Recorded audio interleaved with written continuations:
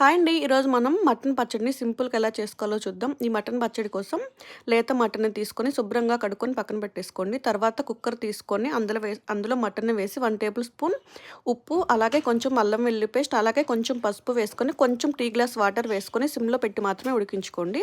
తర్వాత మసాలా కోసం 1 table spoon ధనియాలు, అలాగే చెక్క, యాలకులు, లవంగాలు, జీలకర్ర, కొంచెం మెంతులు వేసుకొని, వెల్లుల్లి వేసుకొని పౌడర్‌లాగా పేస్ట్ చేసుకోండి.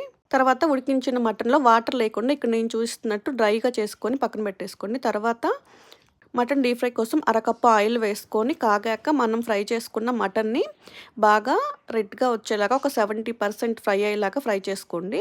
తర్వాత వాటిని తీసి పక్కన పెట్టేసి ఒక పావు కప్పు అల్లం వెల్లుల్లి పేస్ట్, అలాగే ఒక బిర్యానీ ఆకు వేసుకొని బాగా ఫ్రై చేసుకున్నాక మనం మనం ఫ్రై చేసుకున్న మటన్ పావు కప్పు కన్నా కొంచెం ఉప్పు, పావు కప్పు కారం, అలాగే మనం ఫ్రై చేసుకున్న పొడి వేసుకొని బాగా ఫ్రై మటన్ పికిల్ ఆరాక మాత్రం పావు కప్పు లెమన్ జ్యూస్ వేసుకొని 2 డేస్ తర్వాత తింటే చాలా చాలా బాగుంటుంది.